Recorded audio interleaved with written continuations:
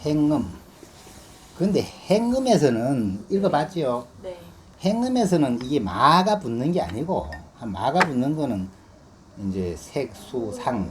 특히 이제 상음에서 가장 큰 그 마가 붙고, 네. 수음에서도 많이 이제 천마, 뭐, 외, 바깥에 마가 들어오는 이야기는 그 뭐야, 수음과 상음에 있고, 아마 수음과 상음이 다 녹아버리면은, 이제는 그런 경계까지도 넘어간 거라. 그러면 행음에서는 가만 읽어봤으면 알겠지만, 읽어보니까 이거는 하나의 그 논리에 떨어지는 거라. 네. 예, 잘못된 논리. 자기 이야, 분별. 예, 야, 이렇게 깊이 공부하고도 그것도 그런 장애가 생기나 싶지. 이게 부처님 설명 안 해놓으면 이건 진짜 이런 걸 어떻게 알아요? 보면은 어마어마하게 깊잖아요. 벌써 하면 오면 인력까지 다 되는 상태거든. 그런데도 이게 이제 항상 하다는 논리, 한쪽만 항상 하다는 논리, 뭐 이런 데 빠진다는 거지. 그렇게 너무 공에 빠져서 차게 생긴 걸까요? 그러니까 이제 여기에 자기 보는 견해가 부처님처럼 100% 원만한 게 아니고 금방 나오잖아요. 이게 84,000급 전까지만 내가 볼 수가 있어. 숙명통이 돼가지고 그 수행력으로 인해가 84,000급 전까지만 보고 그래 84,000급까지만 보고 그 뒤를 못 봐. 그러니까 그 84,000급 뒤쪽은 깜깜한 거라. 그리 깜깜한 게 진리다. 깜깜한 데서 저절로 나왔다 이렇게. 근데 그렇게 가면 안 돼. 그러니까 이제 읽어보면 쭉 나오잖아요. 그래 이 사람들이 이제 그 관찰력이 있기 때문에 어떤 관찰을 해보니까 새가 84,000급 전에도 새였고 아직도 새래. 그러다 보면 새는 본래 새에서 이제 변화되지 않는다 이렇게 판단하는 거지. 근데 부처님은 그보다 훨씬 더 무리한 걸 다 관찰해 보면 그게 다 아니요. 이제 다시 이제 그 윤회를 해가지고 사람이 돼가지고 성불할 까지를 이제 그 보통 힘으로는 못 보는 거지. 그러니까는 손홍에서도 그 얘기 나오잖아요. 손홍이 그 서유기에서도 그 오공이가 가짜 오공이 유기미호가 생긴 유기미호가 안이비설신이거든. 안이비설신이가 유기미호인데 유기묘 가짜 오공이가 나왔는데 진짜 오공이하고 너무나 내가 거울 속에 있는 내와 똑같으니까 둘이가 계속 네가 진짜다 내가 진짜다 고 싸우는데 그 판정은 나중에 부처님이 내리잖아요. 내릴 때 그거 뭐야 문수 보형 가늠이 다 옆에 있었거든. 그걸 그때는 가짜를 알겠는가 가짜 모르겠다 하잖아. 문수도 모르고 보현도 모르고 간셈도 몰라. 네. 그랬을 때 부처님이 어떤 설명을 하고 가면은 대보살들은 이제 지혜가 출중해가지고 3계 안에 있는 12유생의 이 출처까지 어떤 근원까지 싹 다 파악을 해. 네. 예, 근데 3계 밖에 거는 모른다 그래. 네. 그래서 이 유기미우는 3계 밖에 있기 때문에 보살들이 파악을 못해. 그러니까 참 대단하지. 그 법이라는 게 어마어마하지. 보살이 부처되기 전 단계이기 때문에. 그렇지. 네. 하여튼 부처는 아니라는 네. 거래, 보살이지. 그래, 이게 불법이 얼마나 강대하다는 얘기래. 근데 조금 깨달은 거가 뭘 깨달았다고 부처되는 걸로 착각하고 날뛴다 하면 문제가 상당히 있지 않겠어요? 네. 그래, 그 얘기가 우리가 보통 생각해가는, 그 말이 뭔 소린가 싶지만 부처님이 그래, 경에 그 말이 있어. 내가 깨달아 아는 법이 세상에 흙과 같다면은 내가 100% 설한 거는 손톱에 흙만큼 흙과 같다 그랬어. 그럼 내가 깨달아 아는 법의 크기가 있지. 세상이 흙과 같은데 내가 기껏 설명한 거는 손톱에 흙만큼 설명 못했다는 거래. 근데 우리는 그것도 이해하기 힘들어가 낑낑 거는데 그 부처님 깨달으면 감히 뭐 함부로 얘기하면 되겠어 그래. 그러니까 여전히 아상이 있으니까. 그러니까 그 이제 그래 이게 능엄경을 읽어야 내가 볼 때는 이게 내가 그거 완벽히 이해는 못 하더라도 전체가 이렇게 크구나 하고 알고 있어야 넘치지를 안 하지. 그 넘칠 때마다 버뜩버뜩 파악을 하지. 그래 여 행음에 들어와서는 귀신 들리는 것도 아니고 마가 들어오는 것도 아닌데 이제 내가 너무나 이제 이 대단한 그 경계에서 내가 옳다는 고집을 내면서 이제 어떤 논리에 빠진다고 나오잖아요. 네. 내가 감히 이거 행음에 대한 이건 내가 감히 논하기가 너무 버거워. 근데 우리는 어차피 이거 완벽히 알 수는 없지만은 이해가 되는 한도 내에서만 알 수 있는 거잖아요. 네. 그래 봤을 때 나는 그 죄가 되겠지만은 내 입장에서 설명해라 하면은 이래 어렵게 뭐 어렵게 설명할 필요 없이 딱 내 평상심만 지키고 있으면 문제가 없다. 이렇게 하면 돼. 그러면 이 평상시의 기준이 있어야 되는데, 그, 이제, 이래 말하면 나도 허물이 있겠지만은, 내 아는 기준에서는 또 보통 사람들이 평상심이 뭔지를 모른단 말이지. 근데 앞에 설명 많이 했듯이, 그 모르면서도 또 100% 모르는 것도 아니래. 그러니까 각자 네 마음에 대해서 얘기해봐라 하면 이게 내 마음이라고 얘기를 다 하지만은 장님이 코끼리 얘기하던 수준이다 이 말인데, 내가 관찰해 볼 때는 가장 근접한 거, 평상심에 최고로 근접한 상태는 우리 이제 보통 범인이거나 수행자거나 할 때 내가 기준 잡으라 하면 나 그래 잡겠어. 이게 뭐 경을 잃는다든지 연부를 한다든지 이런 걸로는 그 근접하지를 못해. 네. 근데 화두를 딱 드는 거는 화두 드는 정신은 평상심에 굉장히 근접된 상태예요. 내가 볼 때는. 그리고 최소한도 평상심에 이 정체 그렇게 그 실상은 못 봤다 하더라도 그걸 일단 내 수준에서 평상심은 그게 다라. 그거까지가 한도라 알 수 있는. 그러면은 그 최소한도 내가 하두를 들어서 열심히 정진하겠다고 열심히 하든 안 하든 하두를 드는 정신이면 그건 평상심이라고 내가 자기 수준에서는 평상심인 거지. 그 다음에 거기서 한 수준 더 가서 하두를 타파했다든지 하면은 아하 하고 이제 제법 수준 높은 평상심을 아는 거지. 그 정도가 아마 세수하다 코만지기보다 쉽다는 걸까요? 하여튼 알고 보면 누구든 그 얘기를 하게 돼 있는 네, 건데 네. 모르기도 아무리 코만디기만 쉬워도 모르면 모르는 거요. 알아야 아는 거지. 그러니까요. 그렇지. 네. 그러니까 그걸 어쨌든 알고 보면은 논리상으로는 알고 보면은 전부 다 본래 내가 어디서 얻어온 게 아니고 나는 본래 부처였다는 거. 이게 본래 이게 네, 내랬구나. 맞습니다. 이걸 아는 네. 것 뿐이기 때문에 이게 뭐 쉽다 어렵다 얘기할 내용이 없는 거지. 내 얼굴을 내가 그걸 보고 이게 뭐 옛날부터 내랬지 왜 저리 생겼지 할 이유가 없는 거래. 왜냐면 본래 내 얼굴이었기 때문에 그렇죠. 언제 봐도 아 이게 내였어 하고 알지. 야 그 희한하게 생겼다 이 소리가 안 나와. 네. 그러니까 그거는 뭐 세수하다 코만지기보다 쉽다는 얘기를 할 수도 있고 또 모르면 하나씩 어렵고 아무리 그래도 모르면 그러니까요. 하나씩 어렵고 네. 이런 비유가 나오는 건데 내가 생각할 때는 이 세상 사람들이 이거에 대해서 이해하기 위해서는 가장 좋은 기준점이 화두래. 화두를 드는 정신이면은 정진하겠다, 수행하겠다는 생각이거든. 그 생각이 왔으면 벌써 평상심에 근접을 한 거래. 일단 다, 대발심. 그렇지. 그 평상심을 전체를 확실히 알지는 못해도 그걸 평상심인 줄 알고 있어도 큰 허물이 없어. 왜냐하면 이미 정진하려고 마음먹고 있는 그 정신이 평상심이면 문제가 없어. 네. 근데 거기서 벗어나면은 맨날 문제가 일어나. 뭐 좋으니 나쁘니. 근데 우리가 화두 딱 든 순간에 뭐 그 좋으니 나쁘니 하는 게 그거 붙어내나? 그렇죠. 그 순간만큼은 깨어 있을. 그러니까 아주 이 정확히 나타나진 드러나진 않아도 맨 그 순간만큼 많이 깨어 있는 거라. 일어난 생각도 그렇죠. 다 들여다볼 수 있는 음. 것이고. 그러니까 내가 볼 때는 화두를 드는 정신이면은 평상심이라고 믿고 있어도 된다. 근데 이제 진짜로는 이런 설명을 들을 필요 없이 스님 말이 맞아요 하려면은 벌써 하도가 타파된 사람은 듣자마자 내 말을 들으면 대번 이해해 보는 거지. 아 맞아요 그건 당연하죠 이렇게 돼 있어. 네. 근데 그랬다고 그게 결국 깨달은 건 아니야. 그렇죠. 그렇게 내 말은 내가 생각할 때 평상심을 안다고 된 게 아니에요. 평상심은 돼야 되는 거죠. 그럼 평상심이 뭔지를 알아도 내 습성이 남아있기 때문에 습성을 녹이는 공부를 해서 완벽한 평상심으로 돌아가는 거는 평상심을 아는 게 아니고 평상심이 된 거예요. 내가 생각할 때 표현이. 평상심이 되어 있으면 평상심 된 대로 되어 있으니까 그대로 있을 뿐이잖아. 그대로 살아갈 뿐이잖아. 네. 그리고 부처님이 식시 때가 돼서 밥 먹었다 하는 사실이 금강경에 식시인제나 차기 집안하고 입사위더생애가 걸시겠다고 나오니까 문제가 한 개도 없잖아. 그렇죠. 그런데 때가 돼가지고 뭐 신통을 부려가지고 어디서 음식을 그 공수에 먹었다 이거면 이건 문제가 심각한 거지. 네. 때가 되어서 걸식을 해서 밥을 먹었을 기는 이건 100% 평상심이 그대로의 평상심을 보여줘서 뿐이지. 근데 우리는 그걸 이해해가지고도 이해했다고 되는 게 아니래. 그게 돼야 되는 거지. 내가 그래 돼야 되는 거예요. 그런 의미에서 괜히 읽기 전에 또 이제 뭐 사설이 길었는데 이게 너무 어려워서 이 얘기를 하는 거라. 이 이야기는 솔직히 웬만한 사람이 들었을 때는 내하고 딴 얘기라. 너무 먼 얘기라서. 그러니까 이거는 좀 약간 너무 멀리 갔어. 변론이라 해야 되나?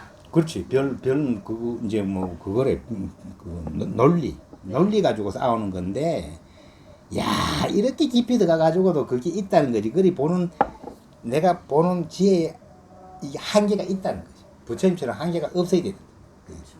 그리, 그러니까 그 너머를 가지 못해서 이거는- 그러니까 지금으로 과학적으로 비유하면은 지금 과학이 막 우주 만원 개를 만들어가지고 엄청나게 관찰을 하고 한다는 게 그게 136억 광년까지만 빛이 움직일 수 있는 빛이 온 거리가 136억 광년까지만 관찰이 가능하고 그 뒤는 관찰을 불가능해요. 그렇죠. 맞아요. 그게 알 수가 없는 네. 거예요. 그 짐작은 어쨌든 짐작을 할 수 있어도 도무지 알 수가 없는 거래요.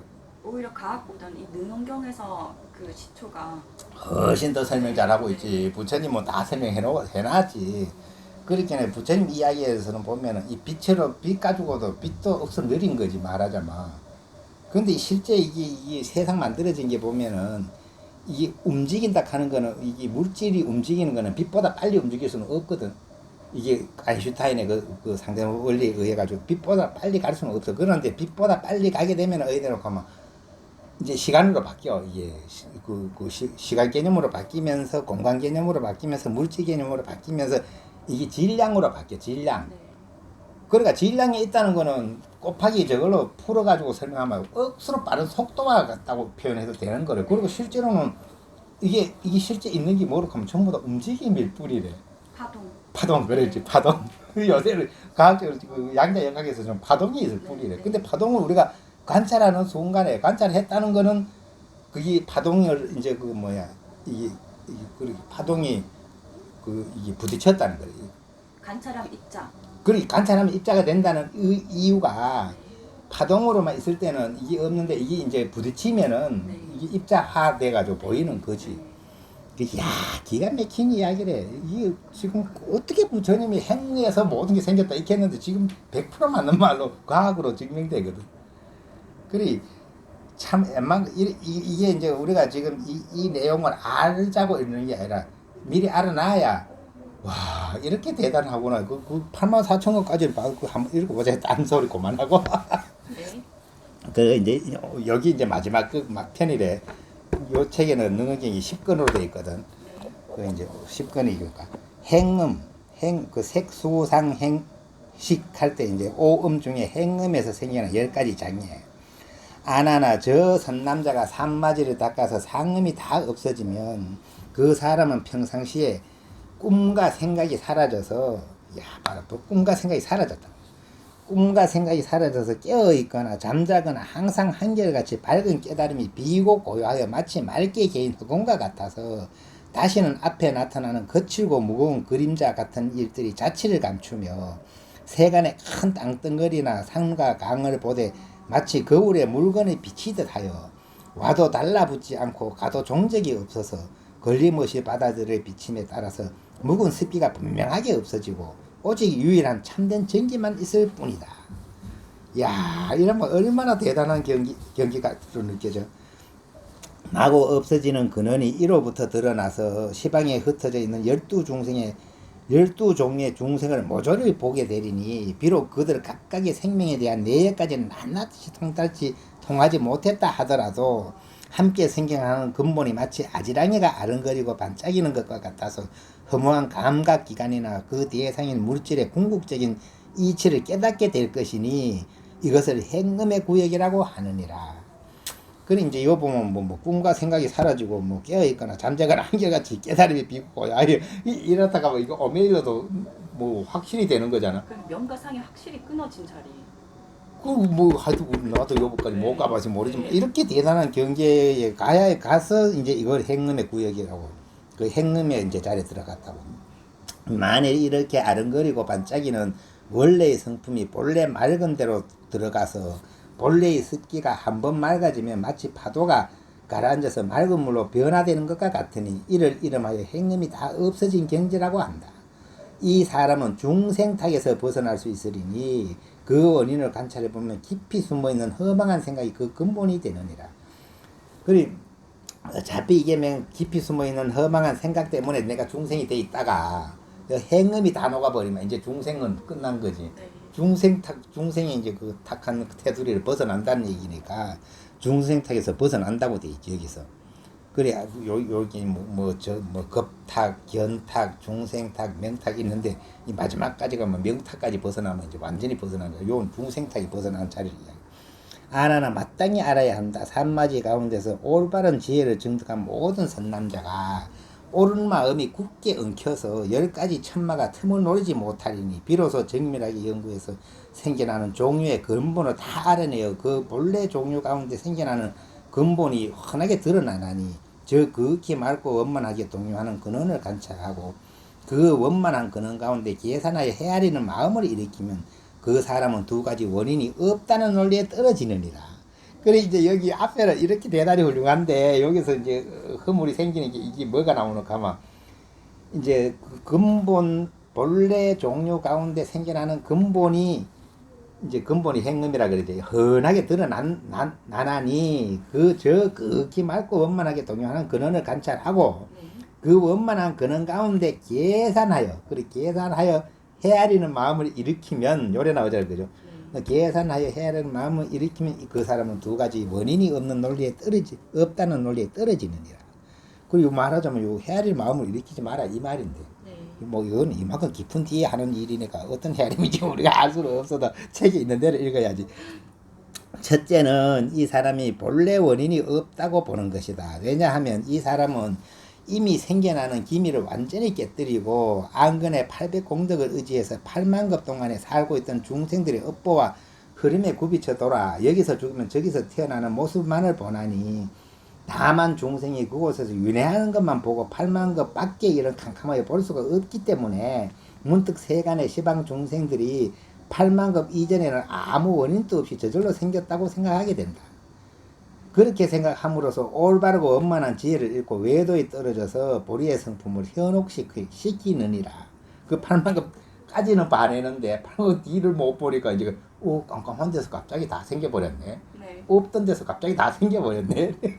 그렇게 판단한다는 거지. 지금 꼭 우주과학에서 지금 뭐 갑자기 빅뱅으로 생겼다 하는데 빅뱅 전에 걸 설명 못 하거든. 그러니까 그게 맞는지 안 맞는지 몰라. 둘째는 이 사람이 뒤에도 원인이 없다고 보는 것이다. 그 앞에 84,000원 전에 원인이 없이 생겨서 있겠네. 이제 뒤도 그렇다고 보는 거지. 84,000원. 왜냐하면 사람이 생겨남에 대해서 그 근본을 보고 나면 사람은 사람을 낳고 새는 새를 낳으며 까마귀는 본래부터 검고 따오기는 본래이기 때문이며 사람과 하늘은 본래 서서 다니고 축생은 본래 기어 다니며 흰 것은 씻어서 휘어진 것이 아니요 검은 것은 물이 들어서 검게 된 것이지 변한 것이 아니기 때문이다. 8만급 동안에 한 번도 변한 것이 없음을 알고 있기 때문에 이제 이 형체가 다 없어지더라도 역시 그러하리라고 생각하여 내가 본래 보리를 본 적이 없으니 어찌 또 보리를 이루는 일이 있겠는가. 그러므로 오늘날 모든 물질의 형상이 본래 원인이 없으니 뒤에도 분명 원인이 없음을 알 수 있다고 한다. 이로 말미암아 헤아림으로 올바르게 두루 아는 소견을 잃어버리고 외도에 떨어져 보리의 성품을 현혹하리니 이것을 이름하여 제1외도가 주장하는 원인이 없다는 논리이니라. 야, 그리고 행님이 놓는 경지까지 가서도 이걸 조심해야 된다는 거지. 예, 정말 이제 부처님의 깨달음 부처님의 경지는 정말 6가지 신통이 다 구족되어 있는 거네요. 당연하지. 그거는 아주 당연한 건 이야기고 그것만으로도 안 되고 이제 부처님은 지금 84,000급이 문제야. 실제 84,000급 우리 얘기를 하죠. 시간이라 하는 게 내 생각 속에 있잖아. 그렇게 왜 아직 생각을 완전히 벗어나지 못한 이야기 있잖아. 시간을 이야기한다는 거는. 그러니까 수의 세계에서도 수도 끝이 없으니까. 그러니까 이제 어쨌든 이거는 완전히 이만큼 돼도 아직도 이런 이제 논리에 떨어질 위험이 있다는 거니까. 그 다음에 두 번째가 아나나 이 산마지 가운데 모든 선남자가 올바른 마음을 굳게 하며 마구니가 틈을 탈 수 없게 되리니 태어남이 있는 무리들의 근본을 추구하여 저 극히 맑고 항상 흔들리는 근원을 관찰하다가 원만하고 항상한 가운데 헤아리는 마음을 일으키면 그 사람은 4가지 두루하고 항상하다는 논리에 빠지게 되느니라. 첫째는 이 사람이 마음과 그 대상의 성질이 두 곳에 모두 원인이 없음을 추구해서 이를 닦고 익혀서 2만급 동안에 시방세계에 나고 죽음이 있는 것은 모두 순환하는 것이어서 일찍이 흩어지지 않는다고 생각하여 항상한 것이라고 여기느니라. 둘째는 이 사람이 4대의 근원을 추구하여 4가지 성질이 항상 머문다고 생각해서 이를 닦아 익혀 능히 4만급 동안 시방 중생들이 나고 죽는 본래 모습이 모두 그 본체는 항상한 것으로서 일찍이 흩어져 사라짐이 없는 것이다 라고 항상한 것이라고 생각하느니라. 셋째는 이 사람이 6가지 감각기관과 만나식, 칠식, 집수를 추구하여 심의식 가운데 근원이 말미암은 곳은 그 성품이 항상하다고 생각하므로 이를 닦아 익혀서 8만급 가운데 모든 중생들이 업력을 따라 한없이 순환하고 함으로 잃어버린 것이 없으며 본래부터 항상 머무는 줄로 알고는 잃어버리지 않는 성품을 궁구하였으므로 항상하다고 생각하느니라. 넷째는 이 사람이 이미 생각의 근원이 다 없어졌으니 나는 이치로 다시 흐르거나 그치는 작용이 없다고 생각하여 나고 죽는 부질없는 마음이 이미 다 없어졌으니 그런 이치 가운데 저절로 나고 죽지 않음을 이루었다고 생각하여 그 마음이 헤아리는 것을 따라 항상하다고 생각하느니라. 이러한 견해로 말미암아 항상하다고 생각하므로 올바르고 두루한 지혜를 잃어버리고 외도에 떨어져서 보리의 성품을 미혹하게 하나니 이것이 제2외도가 주장하는 원만하고 항상하다는 논리이다. 이게 뭐가 잘못됐나 싶은데도 이 논리에 떨어지면 안 된다 그러잖아. 참 미묘한. 그 묘한 거지. 그렇게 어떤 면에서 보면 요새 과학에서 우리 질량불변의 법칙 그래가 질량불변의 법칙이라 그래가 그게 뭐든지 이제 없어져도 없어진 게 아니잖아. 이 변화 바뀐 거지. 네, 이렇게 그렇죠. 바뀐 거지. 이렇게 변화된 거지. 네. 물이 수증기 되고 수증기 공기 되고 공기에서 다시 수소가 어디 간 거는 없어. 수소는 그 안에서 왔다 갔다 이래 바뀌었다 하는데 만약에 그게 그 질량불변의 법칙이 진리라면은 이건 항상 있어야 되잖아. 근데 요 능력에 보면 우리 한 사람이 진을 바래가 근원으로 돌아가면 시방허공이 나고 없어진다 그러면 질량은 어디 갔나? 아니 시방허공까지 다 나고 없어 뭐 질량이 어디 가버래? 그럼 질량은 또 처음에 어떻게 생겨서? 아니 그리 질량의 불변의 법칙이라 하는 것도 이 과학 여기에서는 증명이 되는 거지만은 더 깊이 들어가 보면은 이제 그걸로 설명되는 게 아니지. 그렇잖아. 그렇게 이렇게 묘한 작은 것가 있으면 저는 두 번째 있잖아요. 두 번째 그렇게 흩어지고 좀 약간 그렇게 생각한 흩어져 사라짐이 없는 네. 것이라고 생각하여 항상한 것이라고 생각한다. 이것도 이제 이런 생각도 하면 안 된다. 우리 생각에는 이 생각은 훌륭한 생각 같은데 안 된대. 어쨌든 이게 이제 그렇다고 드러나야 돼. 또 산마지 가운데 모든 선남자가 바른 믿음을 굳게 하면 마구니가 틈을 얻을 수 없게 되리니 생겨나는 종류의 근본을 궁구하여 저 극히 맑고 항상 요동하는 근원을 관찰하다가 자기나 남 가운데 계산하여 헤아리는 마음을 일으키면 이것도 이제 계산하여 헤아리는 마음을 일으키면 그 사람은 한 부분은 항상 하지 않는 것이고 한 부분은 항상 하다고 주장하는 4가지 뒤바뀐 논리에 떨어지느니라. 첫째는 이 사람이 오묘하고 밝은 마음이 시방세계에 두루한 것을 보고는 맑고 고요한 것을 가지고 마지막 경지의 신비한 자기라고 생각하여 그로부터 헤아리기를 나는 시방세계에 두루하여 밝음이 뭉쳐서 흔들리지 않으면 모든 중생이 나의 마음속에서 저절로 생겨났다가는 죽고 하나니 곧 내 심성은 항상한 것이요 이 마음속에 나고 죽는 성품은 항상함이 없는 것이라고 하느니라.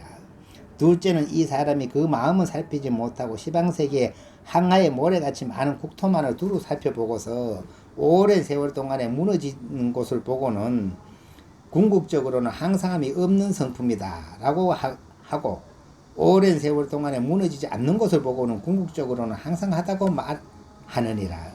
셋째는 이 사람이 각별히 관찰하되 나의 마음은 정밀하고 미묘하여 세밀하기가 마치 작은 먼지 같아서 시방세계에 흘러다녀도 그 성품은 변함이 없으나 이 몸은 나고 죽게 한다고 생각하나니 저 무너지지 않는 성품은 곧 나의 항상한 성품이요 나로부터 흘러나온 나고 죽는 모든 것은 항상하지 못한 성품이라고 하느니라.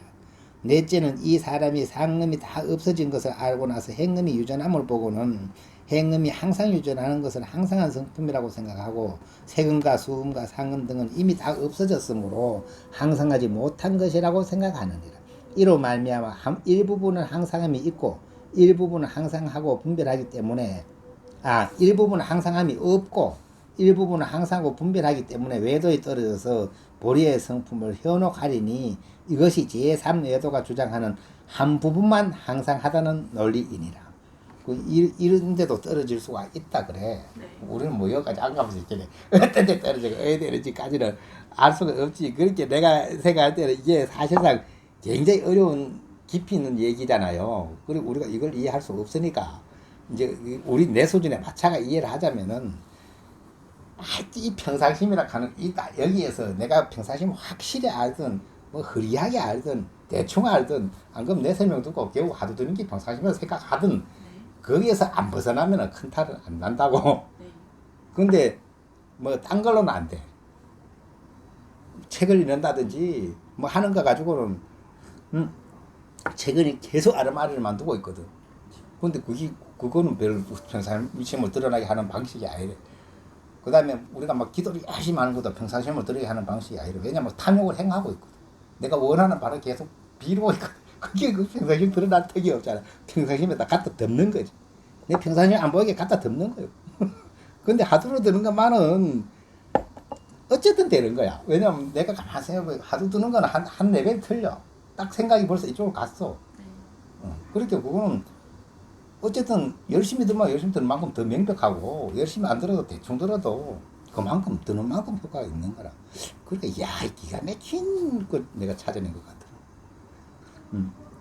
찾아낸 게 아니지 본래 다 설명해 놨는데 맞죠? 그 발견하신 거죠? 그렇지 발견 그리 발견이지. 그렇게 그래 설명해야 잘 알아들을 수가 있지 않나. 너무 깊이 있는 이야기라서. 그리고 요 행음은 하도 내용이 길어서 요 이제 제3외도까지 하고 이따가 이제 4, 5, 6, 7 하고 그다음에 8, 9, 10 하고 이래가 이제 세 단계로 구분해야 돼. 그래야 요만큼만 꺼버리자. 저 까만 건 요쪽에서